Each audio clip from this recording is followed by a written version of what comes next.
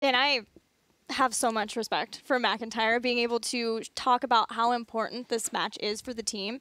But even if nothing else, this team has had so many struggles throughout all of Phase 1. They have had issues with shot calling in the early game that's led them to a point where they have to make the miracle comeback in the late game. And granted, this incredible 5-player team, this roster of team fighters is so good at doing that, but they have to put themselves in that place time and time again has not always worked out for them. And I really don't think that they can rely on that versus a team as strong as Tempo. The biggest thing to look at when looking at these two teams specifically is we have on one side Bstep, a team who's so very comfortable waiting to the late game to try and get those fights versus our best team at forcing an advantage, right?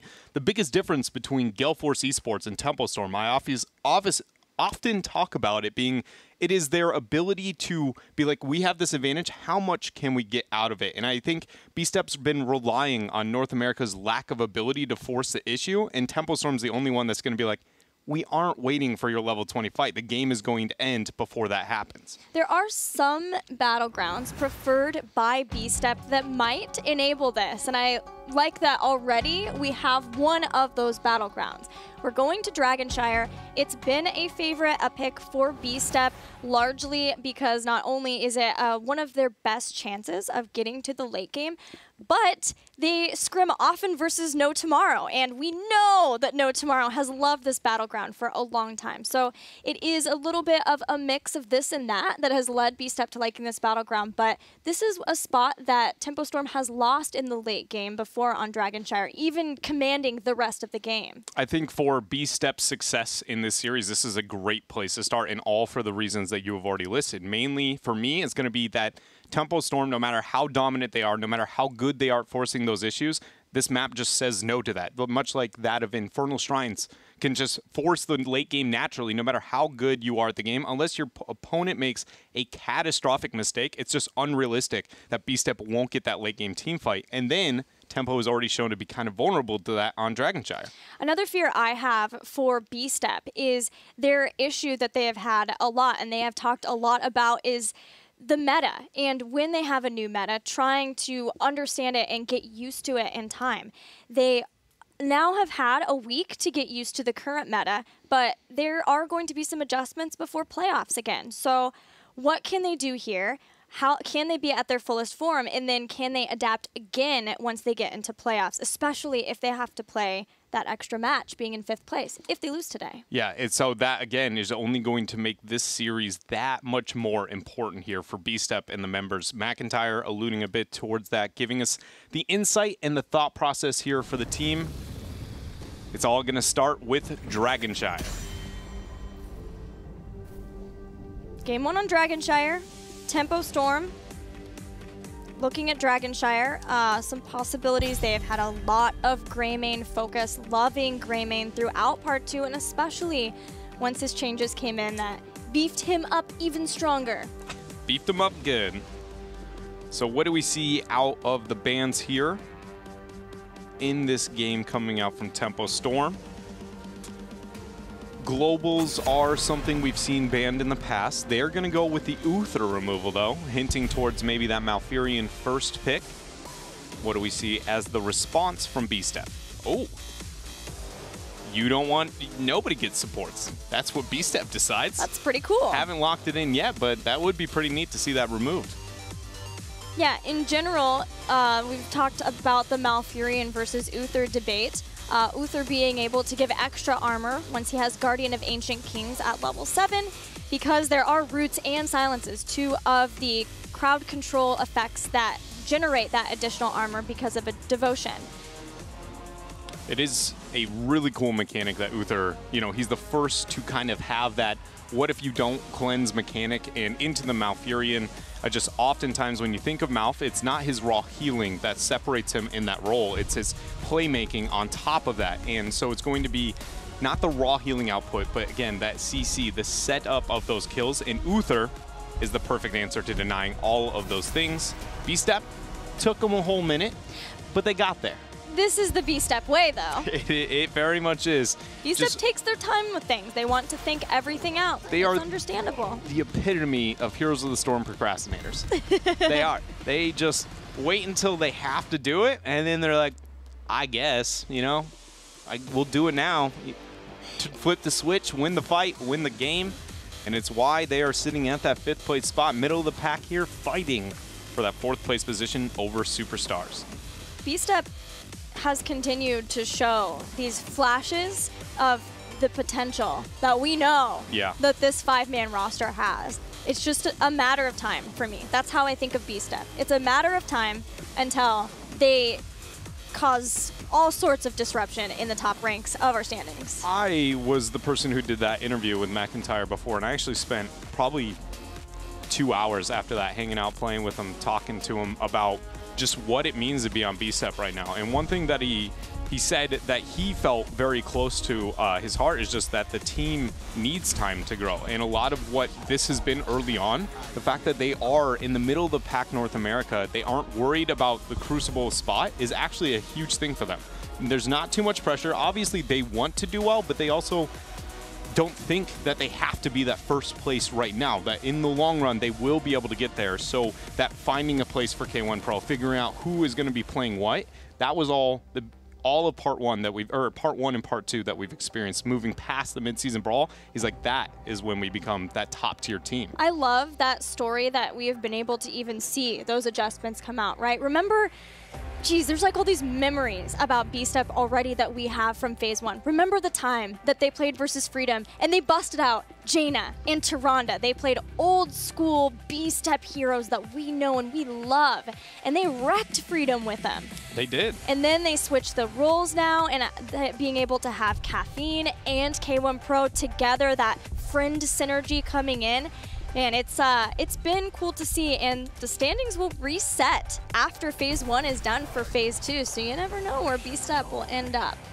Right now, they're ending up with a global and a Zebo, though, in this draft. I was going to say, as for the draft of this game so far, taking a bit away from the stories, Tempo Storm has themselves that Anubarak and Akil Thos.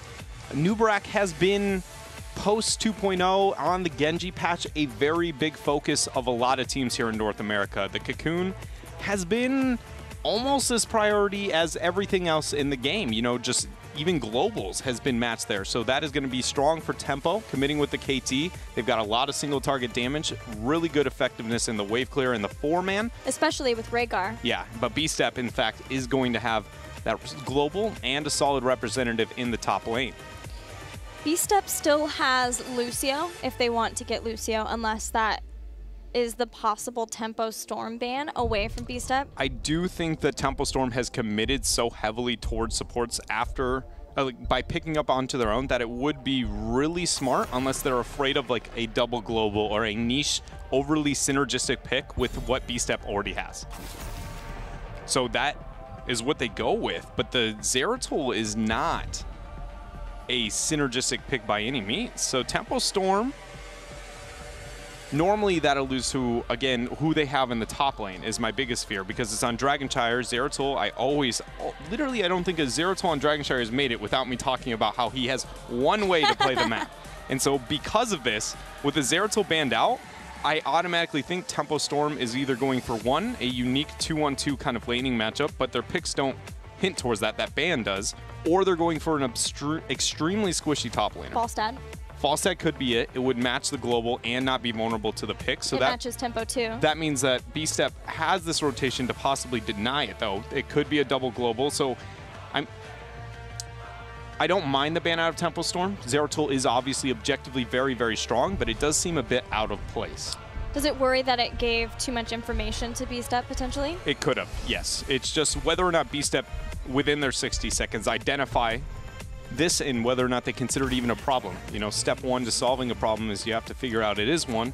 Step 2 is it's your responsibility to solve it. Very similar Dragonshire draft to when Bstep played Superstars on Dragonshire, getting Medivh and Nazebo. They don't have their Anubarak to pair with this. And Kharazim is their support. They last had Rhaegar, so that will hurt them again in the wave clear department because they couldn't get Rhaegar. It was taken, but Kharazim has been a favorite fairly consistently for APM throughout all of Phase 1. And with those last 2 picks here from Bstep in this draft, it is concerning. They are a little bit of everything, but they don't win at anything, you know? And sometimes that can be all you want in a composition, and other times that can be your downfall. And it does feel, with the power picks Tempo Storm already has, and I feel like these next 2, except for the Chen, are going to be that much more powerful. That is going to be very difficult for Bstep to come back. I wonder if that is a 2-1-2 with Chen Falstad. The Zeratul pick, or ban, like I said, so these kind of things happen more frequently than maybe I make them audible on a broadcast of a ban that hints towards other weird sub-strategies. But this is one where it did seem so out of place that it meant something, right? And I don't necessarily think that Tempo Storm has to. I would like them to now that they picked a Chen, because I never am that big of a fan of Chen as a solo laner. I think he does a lot more to the 2-1-2 strategy. I think he provides a lot in that department. And with the lack of wave clear that exists on the side of Bstep here, they can't punish a 2-1-2. Almost no matter what that last pick is going to be. And we know... Has to be their primary warrior, right? Yeah, it's going to be the Murden, and it's just not enough wave clear. Tempo Storm has a really cool opportunity. Send Falstad up in the mid, Rhaegar and KT up on bottom, or that one's a bit harder to judge. So when you run a 2-1-2, you want 2 things. You want one thing to focus on the 2s of your composition and your laning phase. You want to make sure that you have not only survivability and sustain, so that goes, usually the support goes with the squishiest, but the best wave clear is usually what happens there. Like Kael'thas. Yes, and so I expected a Rhaegar and the KT to kind of stick together, hold their own in a lane, but a Nubarak and Chen don't do too much either, to the point where I actually think, like in a noob KT, their kill potential's high enough, their wave clear's good, and they're beefy enough that it's okay, and then send the Chen to just drain with the Rhaegar to make sure that he never dies, and he can be such a big nuisance on his own. As long as Rhaegar's there to make sure he doesn't get ganked, suddenly Chen becomes a huge problem. You like that better than having potentially a Nubarak in the middle to stop that wave from getting too far in, and then he can join whichever lane has a possibility of a pick? The reason you want Falstad to be a mid is so he can fly. He has the entire map to be a gank. So suddenly when something becomes a weakness or they're successful on bottom, Falstad flies top and it's a 3 versus 2, your front wall's gone. So Falstad, he's the placeholder. Especially post 7, when he can dominate his own lane as well, it becomes very oppressive. But Tempo Storm, this is more theory crafting. They haven't even committed to the 2-1-2. They might go a traditional 1-4. Their comp can. And it still, in my opinion, beats out that of Bstep. It's going to be, if the names Bstep and Tempo Storm are not separated enough, these compositions kind of just bumped them that much farther. Yeah, they are very strange comps for our first game, which is ready. So let's get into the series. Game number 1.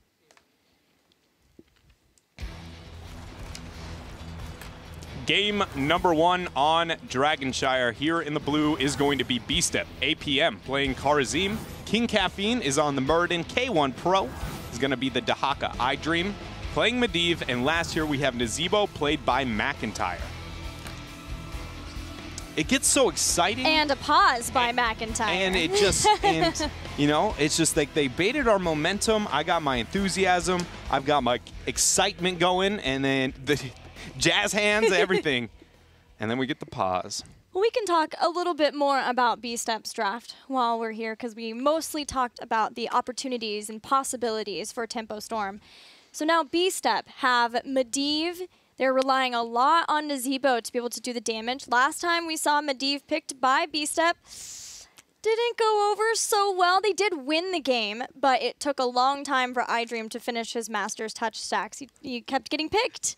It was about like 20 minutes. It was when we saw level that? 20. It was level 20. As they got 20 Master's Touch. Yeah, we had some pretty heavy anxiety that game watching the Master's Touch attempt to be stacked. But beyond just the Medivh and how well it's going to be played, even in a really optimal, almost, I want to dare say flawless, because Medivh flawlessly played, I don't know if he can lose. But in just a very good performance coming out from iDream once again in this game, I don't know if he has the tools with the comp. They don't have a lot of wave clear. Like, to reiterate, the composition is Nazeebo, Murden, Medivh, Dahaka, and Karazim. So Dahaka is going to be the solo laner. Karazim, negative wave clear, pretty much. Medivh has only 1 Q unless he hits a single target. Nazeebo's up there, and Murden's kind of meh. So then what else do you do? We know if you don't win in wave clear, you can make up for it in kill potential. Not enough damage in single target bursts. Only other reserve kind of for them is going to be through the Medivh, through heavy rotations, because they will not be able to accent the 4-man that well. It's going to be more pick focused, and again, they don't have that burst. So I just see Bstep slowly losing the laning phase unless there is a, again, catastrophic mistake on the side of Tempo Storm. And in Dragonshire, laning the lanes is sometimes all you need to do. Well, we're ready to get back into the game. So we'll see how Bstep wants to compensate and make sure they keep up with the wave clear. We've already introduced Bstep in the blue, but in the red is Tempo Storm. Support player and highest KDA of the league, June, playing Rhaegar. Fury playing Anubarak. Cothenluck playing Falstad. Psalm returning to his Kael'thas. And finally, Caterpillar showing us his Chen skills. So we'll see what laning matchup Tempo Storm decides that they want to go with. It's all going to be a lot on Chen, where he moves to. In the solo versus the Dahaka, it's a bit more of a placeholder. Tempo Storm will still, again, no matter what laning matchup they go with, I feel like they win a 1-4, they win a 2-1-2. Just due to my distaste towards Chen, I prefer the 2-1-2 coming out from them, but they're going to kick it old school, keep it traditional. So Chen will hang out versus Dahaka. Dahaka has his drag to try to stop Chen from being able to drink his brew, but Tempo Storm using the fact that they have such good wave clear to their advantage to immediately start sieging versus the towers of Bstep. Take down the towers, take down the structures, those frontline structures on Dragonshire, and you make it all the harder for your opponents to be able to claim shrines. And I think that was a nice, simple example of the lack of wave clear on the side of Bstep, but more importantly, how they could make up through it through kill potential. You saw when they commit to these front walls, what do you immediately, Bstep gets aggressive to be like, well, what if we try and kill them? And yes, they didn't obviously get a pick there, but their composition at almost no point has that. And that is the counter response to wave clear, kill potential.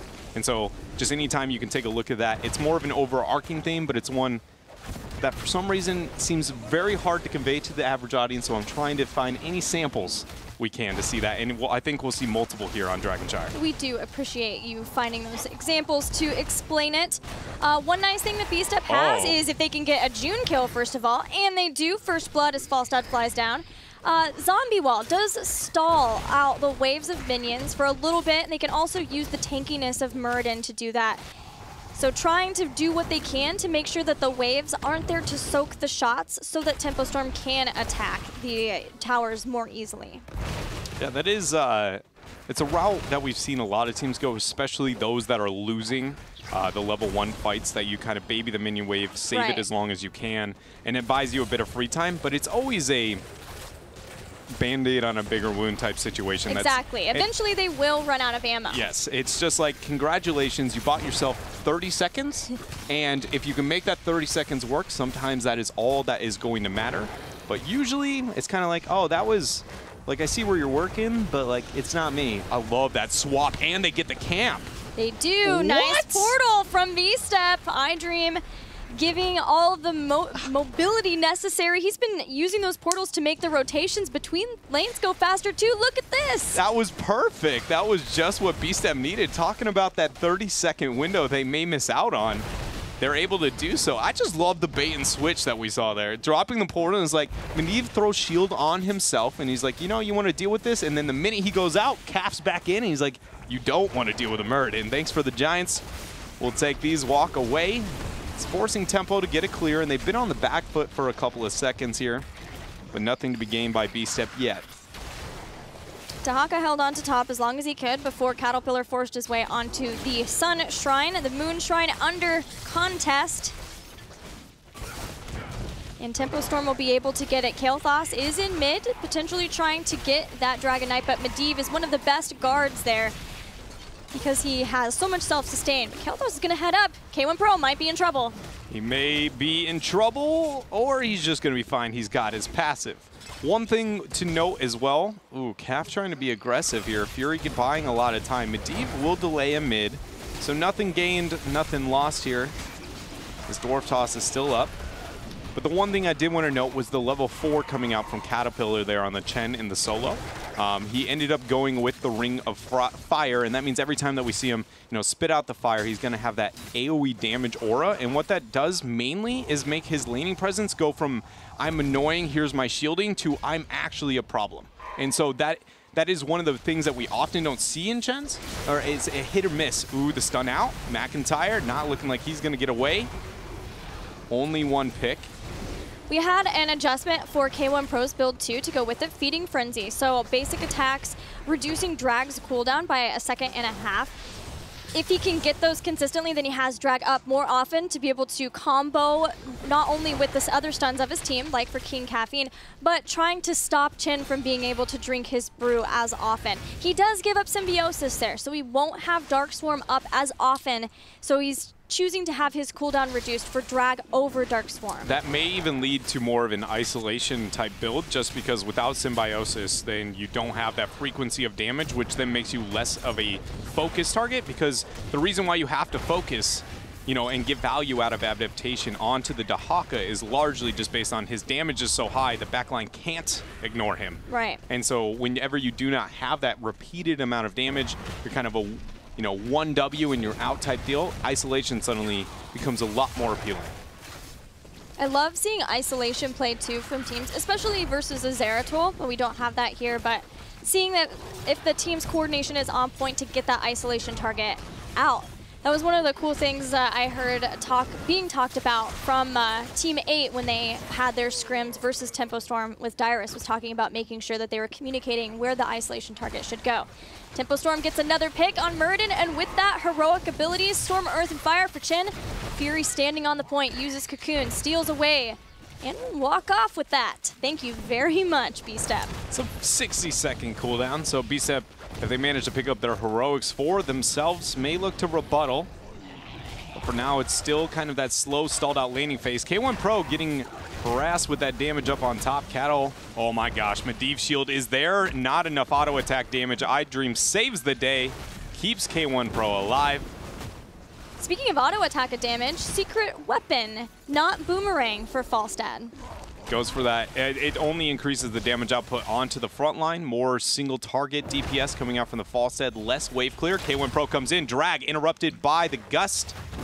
And that is now Koth and Luck making it out just fine. Yeah, probably we'll see Giant Killer paired with that, I would say, unless he wants to have the hammering out more often to be able to get that auto attack burst damage that he gets while hammering's out with secret weapon. We'll have to see what Koth and Luck wants to get at 13.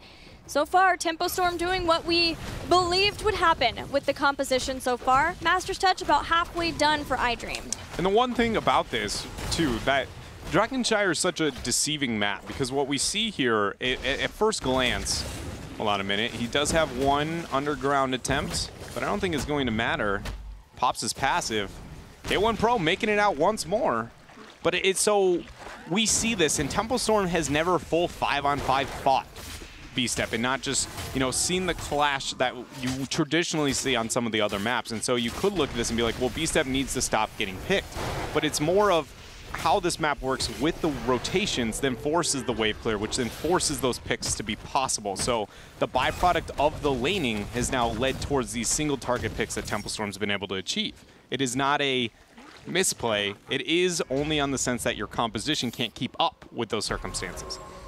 Bstep have some tools to try to win team fights once they happen. They have Leyline Seal, and 7-sided Strike was the choice for Kharazim, knowing that there is still a lot of sustainability already in place for the team. Not only do they have self-sustained heroes, but they have Medivh to help out. Gravity Lapse hits. There is Medivh giving Force of Will to King Caffeine.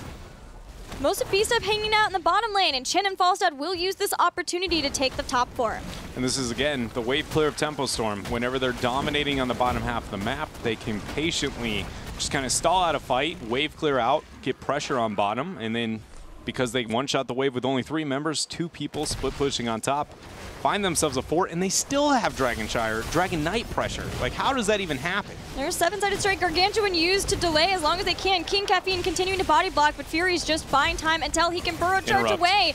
It won't be possible. Finally, Bstep get a kill using 7-sided Strike and the isolation opportunities that they have to get that So 25 more seconds without a new Barak. But it did get a Dragonite here. That's actually interesting too. That was the second spell that we've seen interrupted through a hard CC in this game, like the last frame that it was possible. Between the Gust and the Drag and the Stormbolt and the Burrow there, one netting the kill, the other not. And this is going to be a Tempo Storm Dragonite with top 4 down, bottom 4 down, mid's kind of all that remains. But the 9-minute DK is not necessarily powerful enough to kind of just walk up, breathe fire, and intimidate Bstep away. Rotation's coming down from Bstep to defend this now that they have 13. Kado's merely just soaking with this. He has no intent of taking anything down. He's just like, well, I have a super, powerful minion on the board for a little bit longer. 8 seconds, she's going to be down, committed towards mid. Used the small wall to flying kick out. Storm bolts. Not even used. Fury patiently waiting. Falset's still up on top, though. Maybe not the best fight for them to take, but Tempo Storm has an easy retreat. Kado goes in. There's going to be first Stormbolt, but he's still got a brew. K1 Pro, no range for a drag, and Cawthon happily split pushing the entire time up on top. That gives Tempo Storm a level lead over Bstep. Fly away now that people have moved off the board, so Bstep will have to be content with some mercenary camps instead. Tempo Storm even going to invade this camp, even though they don't have the 16 advantage, and they get it. All because that Dahaka rotation towards top to match the Falstad gave information. Another thing that you don't often consider when Falstad is split pushing and then flies away if you're attempting to gank is he reveals as he flies. So then you get to see anybody in his path as well, only bettering your odds of capitalizing elsewhere. But this is a dead Falstad. The only way he survives this is a colossal mistake. The first Stormbolt gun was the first. Now mount up, Dwarf Toss up in 2 seconds. He's got Barrel Roll back up now, though. Max there, K1 Pro's here too, trying to dodge drag. 7-sided strike, though, is happy to get that where the drag could not. Falstad taken out, but Tempo Storm knows that it took so long and so many resources of Bstep just to get that pick. They'll use their 16s and pressure the bottom with a lot of mercenaries. And I honestly think that that pick was probably worth the keep front wall at this stage of the game, the experience that gains you, and the death being onto a global target that can fly itself right back, and you've got the map so pressured out. One pick on Falstad at this point. Later, any later than this, probably not acceptable, but at this point, was still a winning trade for Tempo. Yeah, it was great to see that Tempo immediately recognizing that get out or not, Cawthon's on his own, so let's make sure that we use our 16 advantage to still make sure that we get something out of this. And not only did they get keep towers in the bottom, they pushed that lane so far out that now a new Barak can grab that shrine, top's grabbed by Chin, and now Bstep, who is taking a mercenary camp, are not in position yet because they don't have 16. They have iDream standing over the point. Does he have his stacks? He has his stacks finished, so he can go in and try to delay this, deny the Dragon Knight, but they don't have 16. This is a scary place to be in for Bstep. Naz is still trying to steal it up on bottom. He will manage to get it before Tempo Storm gets themselves a Dragon Knight, so good delay coming out from Bstep here on Dragonshire. Now back to the Shrining phase. Tempo Storm, again, they're going to maintain control, but luckily here for Bstep, for the first time in a long while, they have themselves the same talent tier, and they're going to have to take this fight. It's going to start on bottom. Making a portal so that somebody can join iDream and helping him get this shrine. Scaring away Tempo Storm. Chen versus Dahaka in the top, but there is a mercenary camp, that one that Bstep took, to help that out to alleviate more of the pressure that's been building this entire game versus Bstep. Oh, there goes the flight from Cawthon Luck on to K1 Pro. He's got the passive, he's got his heroic, and he's just battling it out. There's the portal. If he goes out, oh man, this rotation here from the members of Bstep. Can he get into the portal? No, he can't. The CC is going to be too real coming out from Tempo Storm, and they are not done. They are still hungry. They want themselves a K1 Pro. K1 Pro has already used a lot of his defensive options. Here comes Burrow Charge from Fury too. Dahaka will go down eventually. Bstep still trying to fight where they can, but now King Caffeine's in danger. Dwarf Toss is out. We have a Gravity Lapse, we have a Burrow Charge, and Avatar was used, then the Gravity Lapse. So heroics and deaths for Bstep. Tempo Storm has 40 seconds to do what they would like with Dragonshire. And with Chen's rotation, he has quickly shown what he would like to do. That is going to be another Dragon Knight going over to Tempo Storm here. Probably going to put more emphasis either to mid fort onto bottom keep wall or bottom keep wall onto the fort. Man, June butt biting max range around that zombie wall, actually steals a camp on top of it. So this is just, I mean, that's the kind of stuff though, right? Where it's talking about Tempo Storm forcing an advantage rather than letting your opponent get that giant, buying the 10 seconds to get rid of it. They're like, no, that's going to back our Dragon Knight now. Thank you for this. And this is the capitalization, that window of late game that Tempo Storm always aspires to have, that I thought Tempo Storm would not even let exist, and it looks like they are very quickly going to close out this game. Yeah, Bstep have finally gotten a lot of what they would like. Reabsorption, the big one is Spider Colony. They're not even at the Vile Infection point yet. But Tempo Storm is all but 20. They have claimed every Dragon Knight. They have controlled every lane. They have lost 0 forts while getting the first keep of the game. Tempo Storm is on a tear, and Bstep starting to go in, trying to see if maybe they can start to make their miracle comeback. Psalm ends up going down. That was a huge step in the right direction. June eats a Stormbolt. Chen going with that Storm Earth Fire, diving onto the Nazebo with the Dragon Knight beating away. But June ends up going down with 4 members of Bstep on top of him. 2 members of Tempo already dead here, and it looks like Bstep not even needing the same talent here. They'll take that miracle fight here, 18 into 20. They've got a portal too. They're still chasing Cattle down. No Storm, Earth, and Fire. Stormbolt connects. Caterpillar taken out. And that gives even more time for Bstep to start coming back into this game. Where can they try to make their siege? Top lane is the closest place, also where the minions are pushing. The bottom lane is so far away, even though that would be the preferred lane. The most optimal thing for Bstep is open up the map or look for a win condition. Top keep is not a win condition. It is a place to go and die the same way you saw Tempo Storm with the Dragon Knight. It's too risky. It's why people always neglect the northern lane in Tempo or on Dragonshire. So instead, it's got to be a minimum of 3 forts is what I would like to see from them. They started with the top. iDream's going to portal away. Now mid should be the next focus. They still got 20 seconds while they're down a man, and it looks like they are going to force it here, but maybe a little slower than I would have liked to see. Every structure they take down quickens their pace to level 20, where they can catch up to Tempo Storm and get another late game fight that we know Bstep love to get. Gargantuan soaks up some shots from the fort as he goes back to the grave for 50 seconds. And so what I'm really afraid of now for Bstep is I always talk about the top lane and the bottom lane, the distance to safety on Dragonshire. All these are extremely relevant things when looking at the laning part. One awesome thing is they've now got 20 in a global. And Falstad did not go with Epic Mount, so he does not have the ability to match that Apex Predator coming out from K1 Pro. But the biggest thing is the fort on bottom. This is the most likely place to take a late game team fight on Dragonshire other than mid over the Dragon Knight itself. And there's a fort still there. It's going to be a very easy place for Tempo Storm to kind of gauge around, get a free tap, take the fight that they feel comfortable with taking, all based on the fact that Bstep's failure to open up the map properly after that last wipe. Well, I'm looking at level 20 talents. Vile Infection is already completed, so that's a big win for Bstep. The fight's starting to go in on King Caffeine, but he is the tanky bird and he uses Avatar. Tempo Storm.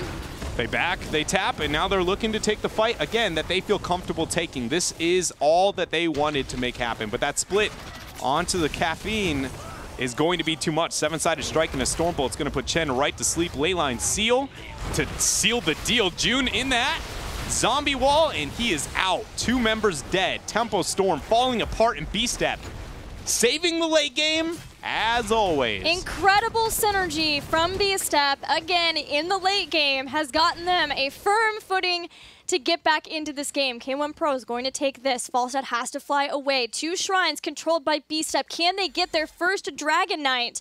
They are going to try. They've got no support, no secondary warrior for Tempo Storm for 37 seconds still. They're going to commit K1 Pro. That means no Dahaka to soak up in the top lane versus that Mercenary camp. It'll have to be iDream, but he has Guardian of Tears Fall, so that makes it faster. It doesn't one-shot Mercenaries, but it does take out minions and catapults. That is a very conscious effort there for Bstep to commit that to the Dragon Knight. We'll see what they make happen there as they still have at least a primary warrior outside. Psalm trying to get the first clear, throwing it out, getting value out of that Pyromancer there. I guess it's Pyromaniac, huh? It is. Key front wall. It's going to be the next focus. Phoenix. Got a portal just in case some. That forces all of the positioning of Tempo Storm up and to the left. Still halfway, but K1 Pro's taking a lot of damage with this Dragon Knight. They'd love to start getting the fire onto this keep. Bstep needs to accept that this is not going to happen and spend this 30 seconds being effective, like mid and mid keep wall. But instead, it looks like they're going to try and force. They can, but it feels like it was about 20% too late. Good Gus. Now their cap goes right through the portal, getting damage onto Psalm, forcing the Ancestral. He portals back, but Medivh so low on HP. On the wrong side of the battlefield, he actually gets cocooned. That is a 1 HP eye dream in there, and he's going to bust out. I don't think he's going to survive. K1 Pro's going to try to save him, but he didn't get Force of Will in time. Fury made sure of that, taken out. K1 Pro deep inside the lines of battle for Tempo Storm, who get 2 kills as Bstep tries to retreat. The flight Gust! He doesn't even use it. It's just he more doesn't have it. He's just scaring him away, getting the chase. June's in a tough spot, healing it out. He's going to be fine now, eating some spiders. Good gravity lapse. But McIntyre manages to stay alive there. Tempo is still trying to stop this. Cattle's such a great chase target, but he is fairly low in Cap health, especially with this. Cap needs a suicide. Naz can get the peel, but Cap has got to be the one who goes up and gets them away from the core. Okay, so they aren't going to commit. That was a really good defense from McIntyre. All of that came down to Nazebo's dots while walking away, being like, hey, you do not want to kill this core. There was still a counter-argument to that. In a Chen composition, you should never be afraid to kill the core because Chen will just not take damage, but he also has no damage to the core itself. It's a bit of a, you know, double-edged sword that Chen provides when it comes to ending the game. But Bstep has managed to find themselves in it. I don't dare say I do. It's an even game. Miraculously, it is almost dead even here. Keep for keep, 8-8 in kills, 22-22. Bstep. This is why they picked Dragonshire. This is why they picked Dragonshire. Exactly why they picked Dragonshire. Was Infernal Shrines banned by Tempo Storm? I did not see. We got to keep track because they've been banning it a lot, so I would guess that they continue. Bstep has got to be trying to pick up the Infernal Shrines, right? Like, there's no way they don't want to take this late game. Fury with the invade. Quickly going to make APM not want to get into this at all. He's going to dash right on out. Tempo did ban Infernal Shrines. So it's one less, but there are still some other battlegrounds that Bstep like. Night camp pressure up on top. Falstad's already got that shrine on lockdown. So it's back to the fight of bottom. What we do have here is Bstep's got a win condition, and it's the fight on bottom. So what I was criticizing before is a huge counter to them with that bottom fort being so very, very close. Now is a huge win with that keep being dead on bottom being the most realistic. It works both ways. Tempo Storm has themselves a keep too, but Bstep for the first time ever has a fight that if they win, they can win the game. Right. Bstep has to keep Dahaka ideally in lane, up in top lane for a lot longer though, which is maybe a possibility that Cawthon flies down and then gets a fight before Dahaka has been able or feels comfortable to brush stock in. Gravity Lapse hits King Caffeine. All heroics are available once Gargantuan is up in 7 seconds. June has taken a lot of damage. The poke from McIntyre has been perfection so far in this late game. Look at K1 Pro. Look at this flank. He's going for it. June is going to scurry around, but I Dream, he gets the drag. K1 Pro, June under so much pressure, but the Gus, it buys him time. He's still alive, but there is the final finish. APM ends up getting the pick here. He goes down. Now that is 1-for-1 in this fight. It's a support for a support too, and the Flame Strike damage is ripping through Medivh, so now no Force of Wills to help out Bstep either. Fury goes in. It's McIntyre. He's after the primary damage. He has Ice Block. He Ice Blocked the Q coming out from Kilthos, so he stays alive. K1 Pro quickly falling, though. Cattle is going to end up getting that channel. 4 members now dead. McIntyre throws out the zombie ball, but he's about to be as dead as those in a couple of seconds as he is trapped. Oh, man, he dodges that. He dodges this, but finally he is brought down by Tempo Storm, who wipe Bstep in the late game. 24 minutes in, and they will get the Dragon Knight. They've got themselves a Dragon Knight in 20 seconds before they even have to worry about anybody on the side of Bstep. They've got 45 up until that Naz spawns. It is very realistically going to be a quick GG. Now 24-minute DK, just a bit too much, and they have a Gust. Tempo Storm, it looked scary for a hot minute. but they're able to still take the victory in Dragonshire. And we talked about it. This was one of the best chances for Bstep to take a game off of Tempo Storm. And they very nearly did it. They did. And, you know, it was textbook. I'll give Bstep one thing. They are consistent. And that's a good thing in the sense that they've always got something to cross-compare to be like, were we better or worse than these things? But it is just heartbreaking. Also, it just blows my mind that they can even manage to stay in these games. Without Infernal Shrines available, though, and already losing on Dragonshire, I can't think of any game where they can bank on a 20 stall. Maybe Towers, maybe, but Tempo would just slaughter with the globals, it feels like, on that map. Yeah, the only thing I was thinking of is what about Tomb? Maybe if they want to go to Tomb sometimes? Yeah, Tomb is one of those that it can make it to the late game as long as the first 15 minutes were almost dead even, right? And then or a huge mistake on the team that was just banking on gems and somebody gets picked. But that is one that also can extend that long. I think it's actually used to be our longest average map in